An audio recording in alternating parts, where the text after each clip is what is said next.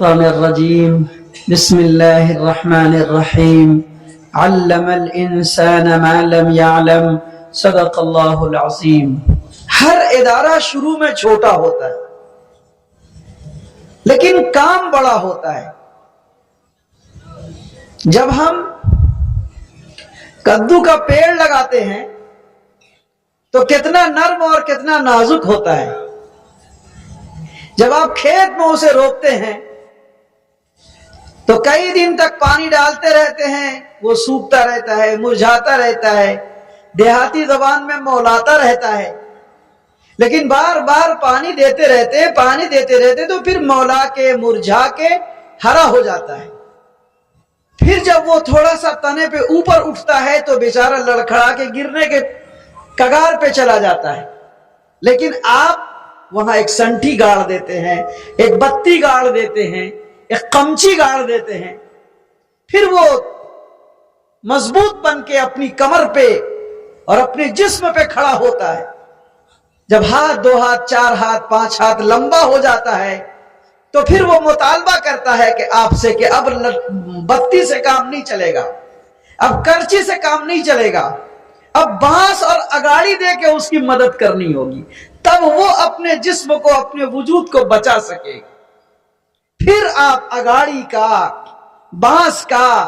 اور جھانک کا آپ انتظام کرتے ہیں، پھر وہ پھول دیتا ہے، پھل آتا ہے، اور اتنا بہترین پھل 2-2 کلو، 4-4 کلو، 5-5 کلو کے ساتھ آپ کی باڑی میں یہ لد جاتا ہے تو محسوس ہوتا ہے۔ جب آپ کدو کو کاٹ کے لاتے ہیں، لوکی کو کاٹ کے لاتے ہیں تو محسوس نہیں ہوتا ہے کہ یہ وہی پیڑ ہے جس پیڑ کو روپنے میں، لگانے میں، اس پرورش کرنے میں، اسے بڑا کرنے میں اتنے سارے مراحل سے ہمیں گزرنا پڑا تھا، پھر آپ سبزی بناتے ہیں۔ تو دوستو، بزرگوں اور بھائیوں، صفت الاسلام، یہ اسلام کا چبوترا، یہ ننھا سا پودا ہے، یہ ننھا سا پیڑ ہے جو بڑی محنت اور بڑی جانفشانی کے ساتھ مولانا عبدالحی مفتاحی نے آپ کے گاؤں میں اور اس خطے کے اندر، ہم لوگ آ رہے ہیں راستے سے، میں اور قاری امتیاز احمد صاحب، بھائی ماسٹر شمشاد صاحب، ہم لوگوں کو محسوس ہو رہا ہے کہ اس خطے میں جہاں آپ لوگ ہیں، یہاں چھوٹا ہی صحیح دینی ادارہ ضرور ہونا چاہیے، تعلیمی تربیتی ادارہ ہونا چاہیے۔ بنیادی دینی تعلیم و تربیت کے لیے بچوں کو قرآن سے، نورانی قاعدہ سے، اما پارا سے، ناظرہ سے، حفظ قرآن کریم سے ان بچوں کی آبیاری کرنی ضروری ہے، کیونکہ یہ بچے اگر ہم نے ان کو اسی حال میں چھوڑ دیا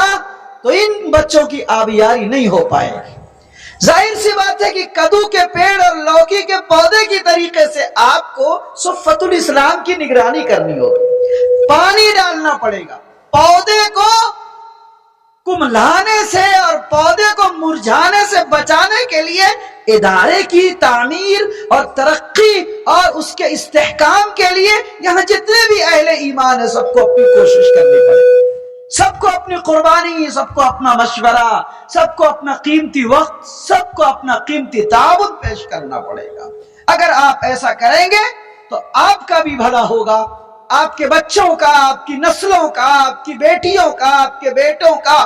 آپ کے سماج کا، آپ کے محلے کا، ساتھ میں آپ کی اس تعلیم اور تربیت کے ساتھ اور اس رحمت للعالمین جناب محمد رسول اللہ صلی اللہ علیہ وسلم کی تعلیم کی برکت سے آپ کے حلقے میں، گاؤں سماج میں جو برادران وطن ہیں، اس تک بھی نبی اکرم صلی اللہ علیہ وسلم کی سنت و شریعت کی دعوت کے اثرات پڑیں گے۔ دعوت کے اثرات کے لیے زبانی طور پہ بھی دعوت دیا جاتا ہے اور عملی کردار کے ساتھ بھی دعوت دی جاتی ہے۔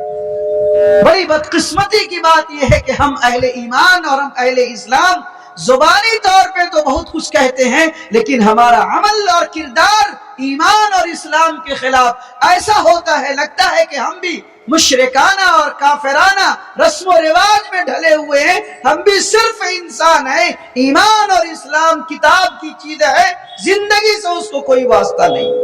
दोस्तों, बुजुर्गों और भाइयों, चूंकि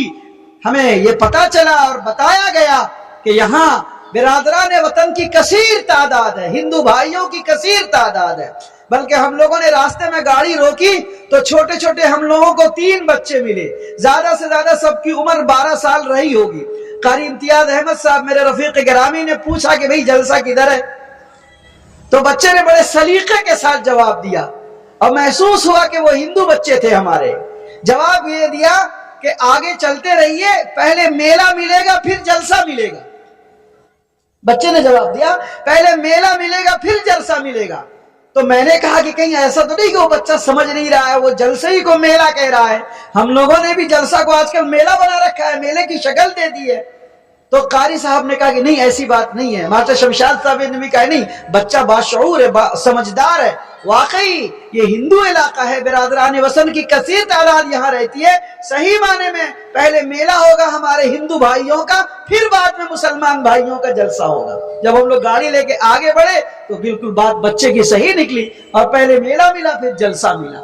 तो दोस्तों, बुजुर्गों और भाइयों, इसका मतलब ये है कि बच्चे बाशऊर हैं, समझदार हैं और डिसिप्लिन वाले हैं। इसलिए अपने बिरादरान वतन भाइयों के साथ भी हमको और आपको प्यार और मोहब्बत के साथ आका मदनी जनाब मोहम्मद रसूलुल्लाह सल्लल्लाहु अलैहि वसल्लम की सुन्नत को, आपकी शरीयत को, आपकी एक एक मीठी और अच्छी बातों को और आपके एक एक हिदायत को, आपके फरमान को मदरसे सुफ़तुल इस्लाम में सुन करके, सीख करके, पढ़ करके, अपनी जिंदगी में दाखिल करके, बच्चों के वास्ते से माएं और बेटियां और बेटों के वास्ते से हम अपने ईमान और अपने मजहब और अपने अकीदे की हिफाजत के साथ साथ बिरादरान वतन में भी हम अमली किरदार अदा करें, अमली पैगाम पहुंचाएं, अमली दावत दें कि ये है इस्लाम, ये है ईमान, ये है कुरान, ये है सुन्नत, ये है शरीयत, ये है हमारे नबी की जिंदगी, ये है हमारे नबी का तरीका, ये है हमारे नबी के जिंदगी के शब रोज। अभी रमजान आएगा